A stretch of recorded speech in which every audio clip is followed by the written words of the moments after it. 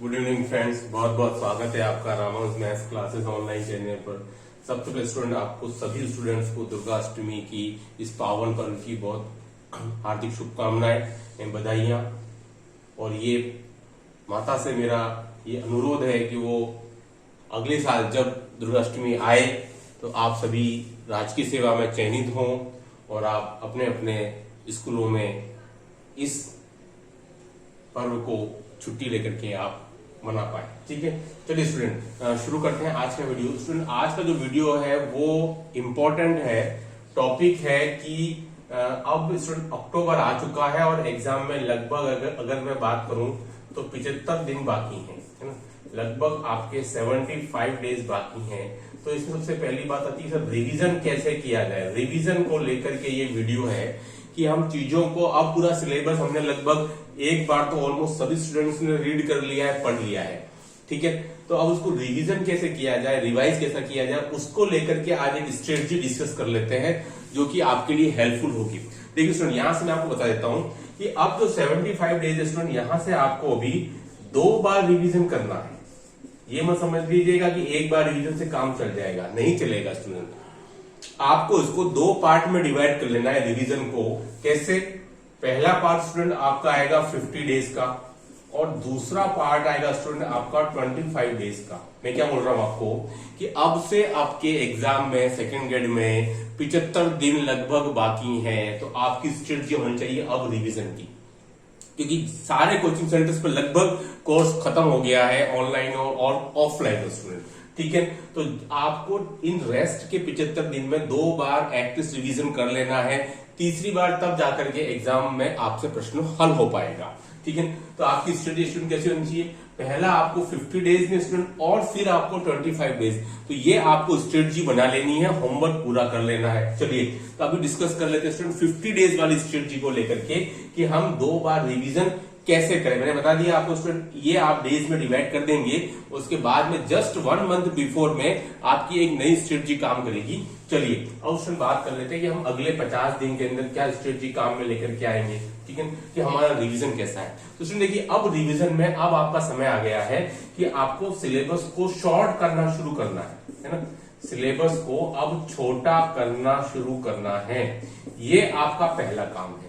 कितना छोटा करेंगे स्टूडेंट कि आपको कुछ टॉपिक्स को बिल्कुल हटा देना है जिनको आपको लगता है कि भाई ये हमसे अटेम्प्ट नहीं हो पाएंगे, क्योंकि अभी तक तो आपको पता चल ही गया होगा कि भाई ये टॉपिक सर हमको कठिन लग रहे हैं, क्योंकि आपने पूरा सिलेबस कवर कर लिया है किसी भी कोचिंग पे या अगर आप घर पर पढ़ रहे हैं तब भी। तो स्टूडेंट अब आपको सिलेबस को शॉर्ट कर लेना है, छोटा कर लेना है। वो आपके खुद की स्ट्रेंथ के अकॉर्डिंग कुछ टॉपिक्स को आपको बिल्कुल रिमूव कर देना है। तो स्टूडेंट वो टॉपिक्स कौन से हैं? क्योंकि हर एक के सारे टॉपिक बहुत अच्छे नहीं हो सकते स्टूडेंट। आपको पता है स्टूडेंट, मेरिट नॉन टीएससी की बात करेंगे तो वो 50 से 55% से अधिक नहीं जाती है कभी भी। तो काहे को 80% सिलेबस का आप बोझा सर पर लेके घूमते रहे? पूरा सिलेबस करना है, 80% सिलेबस करना है, कोई आवश्यकता नहीं स्टूडेंट। मैंने पहले भी मेरे वीडियो में बहुत क्लियर बताया है, कभी भी कोई भी स्टूडेंट भले टॉपर रहा हो, कभी भी अपनी खुद की स्ट्रेंथ के अकॉर्डिंग ही, इंडिविजुअल डिफरेंस के अकॉर्डिंग ही तैयारी होती है हमेशा।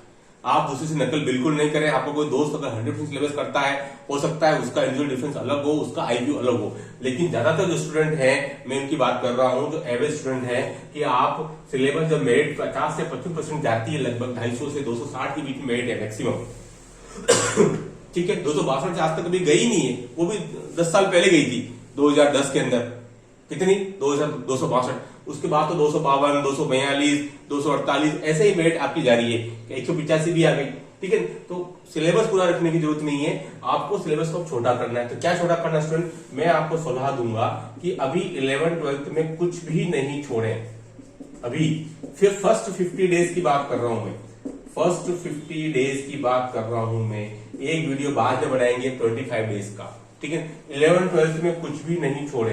कई स्टूडेंट क्या होते हैं कि उनको प्रॉब्लम आता है 2D के अंदर कि सर हमसे 2D के क्वेश्चन सॉल्व नहीं होते हैं, और सर हमसे कैलकुलस से प्रॉब्लम आ रही है। ज्यादातर स्टूडेंट के साथ में ये जो प्रॉब्लम है कैलकुलस, और कैलकुलस में भी सर इंटीग्रल कैलकुलस प्रॉब्लम है। तो स्टूडेंट मेरी आपको सलाह रहेगी कि आप 11th 12th में कुछ भी ड्रॉप नहीं करें, कुछ भी नहीं छोड़ें, क्योंकि प्रॉब्लम क्या है कि पर्टिकुलर टॉपिक वाइज सिलेबस में कहीं मेंशन नहीं हुआ। देखो दिक्कत क्या आ रही है स्टूडेंट कि 2016 के अंदर एलजेब्रा से मात्र 16 ही प्रश्न थे, लेकिन 2018 में स्टूडेंट ये क्वेश्चन बनकर के 30 से 32 हो गए, जस्ट डबल हो गए। मैट्रिक्स डिटरमिनेंट से तो बाढ़ आ गई थी, लगभग 7 से 8 प्रश्न थे मैट्रिक्स डिटरमिनेंट से। तो प्रॉब्लम क्या है स्टूडेंट कि अगर आप पुराने पेपर्स को बेस बनाएंगे तो वहां आपको कई बार धोखा भी हो जाता है। इसलिए 11th-12th में ये गुंजाइश सबसे ज्यादा रहती है कि आप जो टॉपिक छोड़ के गए, मान लो अगर वही टॉपिक से क्वेश्चन ज्यादा आ गए तो आपकी मेहनत तो पानी फिर जाएगा कुछ सेकंड के अंदर ही। इसलिए मैं आपको बताता हूं अभी फर्स्ट 50 डेज के अंदर आप हथियार नहीं डालें और 11th-12th में आप कोशिश करें कि आप टॉपिक्स को किसी को ड्रॉप नहीं करें। जो थोड़ा कठिन लगता है उसके ज्यादा नहीं तो कम से कम अगर आप ऐसा से पढ़ रहे हैं तो उसके दृष्टांती उदाहरण तो कर लें, जो हर टॉपिक के पीछे लगभग 30 से 40 के लमसम है, इतना तो करें। बिल्कुल छोड़ के न जाए। 2D के आप बिल्कुल अटेम्प्ट नहीं करेंगे तो हो सकता है आगे जाके दिक्कत आ सकती है, क्वेश्चन बढ़ भी सकते हैं, है ना। तो इसलिए आप 11th-12th में फिलहाल कुछ नहीं छोड़ें। वो बाद की बात है, 25-30 दिन में जो अंतिम होगा बनती कोशिश में आपको पता चल जाएगा कि भाई हमारी पेट अब नहीं खाएगी और हमसे तो नहीं होगा, तब की बात अलग है। लेकिन अभी तो आप कुछ भी नहीं छोड़े 11th-12th के अंदर, सभी टॉपिक्स को आप टच करें, बहुत जरूरी है। ठीक है, ये मैं बात कर रहा हूँ स्टूडेंट। अब आप अपना सिलेबस छोटा कैसे कर सकते हैं स्टूडेंट, तो वो आप छोटा कर सकते हैं बीएससी पार्ट से, है ना।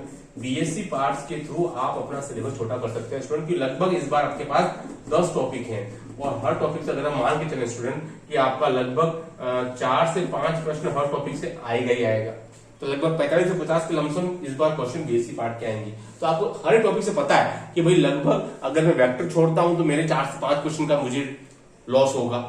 ठीक है, अगर मैं न्यूमेरिकल एनालिसिस छोड़ता हूं तो मुझे 4 से 5 क्वेश्चन का लॉस होगा। तो स्टूडेंट ये आपको पहले से पता चल रहा है कि मैं कितना कैलकुलेटेड रिस्क ले रहा हूं। ठीक है, 11th-12th में वो आप कभी बता नहीं सकते हो, कोई नहीं बता सकता है कि भाई तू ये छोड़ देगा तो आपको इतने प्रश्नों का नुकसान हो जाएगा। वो अलग बात है कि मैं एक एवरेज निकाल के बता देते हैं, बट वो सही कैलकुलेशन नहीं है। ठीक है, लेकिन बीएससी पार्ट में तो बिल्कुल यही रहेगा, हर टॉपिक से 4 से 5 प्रश्न आने वाले हैं। एडवांस कैलकुलस हो सकता है 6-7 आ जाए, बाकी तो सभी लगभग 4 से 5 के लगभग कंज्यूम करेंगे। ठीक है, तो यहाँ आप एक कैलकुलेटर रिस्क ले सकते हो कि सर हमको प्रॉब्लम आता है रियल में, तो दोस्तों इस बार रियल की मुझे उम्मीद है कि 3 ही प्रश्न आएंगे, जहां तक मैंने सोचा। कोई बात नहीं समझ में तो ड्रॉप कर दी, सर मुझे एब्स्ट्रैक्ट एग्जाम में प्रॉब्लम है, कोई बात नहीं हंसते हंसते छोड़ दीजिए 5 प्रश्न 8। ये तो पता चल गया आपको कि मेरे को 8 प्रश्न बिल्कुल कुछ नहीं करना, टच भी नहीं करना है, कोई तुक्के नहीं लगाने। तो स्टूडेंट अब आपको कुछ टॉपिक्स आपको ड्रॉप कर देने हैं। अगर आपको लगता है नहीं मुझे बीएससी पार्ट में ही मेरा सॉलिड है तो कोई आपत्ति नहीं है, आप उसको भी पूरा करिए। लेकिन ज्यादातर स्टूडेंट का प्रॉब्लम बीएससी पार्ट के टॉपिक्स को लेकर आती है हमेशा। ज्यादातर अलजेब्रा ड्रॉप कर देते हैं, रियल एनालिसिस ड्रॉप कर देते हैं, न्यूमेरिकल एनालिसिस ड्रॉप कर देते हैं स्टूडेंट। लेकिन बहुत ज्यादा संख्या में अभी ड्रॉप न कीजिएगा, मैं आपको कह रहा हूँ 20% सिलेबस ही आप अभी कम करिए फॉर फर्स्ट 50 डेज के लिए। 20% बिल्कुल वो टॉपिक जो आपको बिल्कुल पल्ले नहीं पड़ते हो, बिल्कुल ऊपर से जाते हैं, उनको आप छोड़ दीजिए हंसते हंसते, ताकि पता चलेगा भाई मेरे को इतना कैलकुलेट रिस्क है और इसकी भरपाई मुझे दूसरे क्वेश्चन से या दूसरे टॉपिक से करनी पड़ेगी।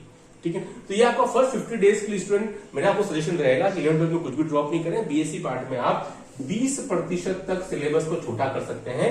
पूरा करना चाहते हैं तो पूरा भी कर दीजिए, कोई आपत्ति नहीं है, लेकिन वो हर एक का इंडिविजुअल डिफरेंसेस के अकॉर्डिंग डिपेंड करेगा।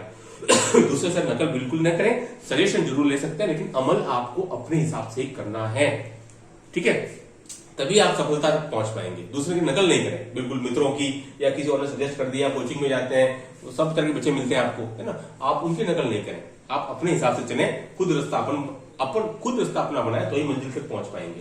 ठीक है, मैंने क्या कहा आपको कैलकुलेट रिस्क आप बीएससी पार्ट में ले सकते हैं, कोई दिक्कत वाली बात नहीं। 10 टॉपिक हैं, 8 टॉपिक कर लें, 7 टॉपिक कर लें, उन्हीं को आप अच्छे से रिपीट करते रहे बार बार, क्योंकि स्टूडेंट मैथ्स में रिवीजन से बड़ी और प्रैक्टिस से बड़ी कोई चीज नहीं है।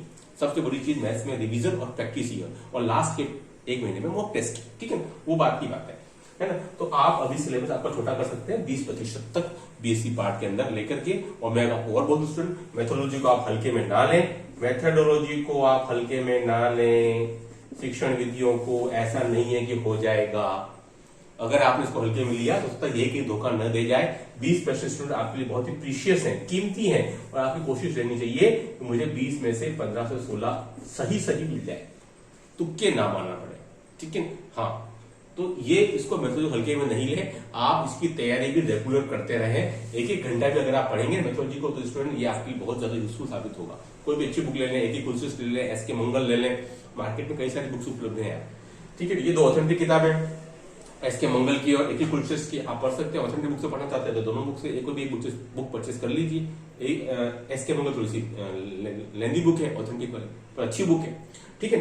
मैथोलॉजी को आप साथ साथ चलाते रहिए, इसको बिल्कुल छोड़ मत दीजिए यार ये तो क्या हो जाएगा 10 दिन में, दोस्तों नहीं हो पाएगा, है ना। आपको अभी से ही थोड़ा सा एक टाइम टेबल बना करके मैथोलॉजी के 20 क्वेश्चन में से मैक्सिमम क्वेश्चन अटेंड करने की कोशिश आपको रखनी है, क्योंकि समय कम लेता है और नंबर पूरे देता है, ठीक है। इसलिए तो स्टूडेंट आज की जो मैथोलॉजी थी, सॉरी आज का जो वीडियो था स्टूडेंट, समझ में आ गया आपको रिवीजन कैसे करना है स्टूडेंट। रिवीजन के लिए मैंने आपको बता दिया 50 और 25 डेज की दो आपको तरीके में डिस्ट्रीब्यूट कर देना है। आज जो डिस्कस किया है वो 50 डेज का मैंने आपको तरीका बताया है कि आप 11 12 नो स्किप पूरा सिलेबस, बीएससी में आप क्या क्या स्किप कर सकते हैं आपके अकॉर्डिंग, ठीक है। आज की वीडियो में इतना ही। और ये आपको पता ही है कि हमारे द्वारा जो क्वेश्चन तैयार किए जा रहे हैं अभी तक 1000+ स्टूडेंट अभी तक इसको ले चुके हैं, ठीक है। एक बार पढ़ेंगे तो आपको उनकी गुणवत्ता का पता आपको चलेगा ही चलेगा। और उम्मीद है कि स्टूडेंट ये क्वेश्चन अभी आपके जो फर्स्ट ग्रेड एग्जाम हो रहा है, बहुत स्टूडेंट फर्स्ट ग्रेड के लिए भी लिए हैं, उसमें आपको पता चल जाएगा कि कौन कितने पानी में है और ये हमारे क्वेश्चन कितने आपके लिए यूजफुल साबित होते हैं। ये मेरा व्हाट्सएप नंबर है, only please contact only for WhatsApp, ठीक है। चलिए आज वीडियो में इतना ही। Do like share subscribe my channel. Okay, धन्यवाद, थैंक्स।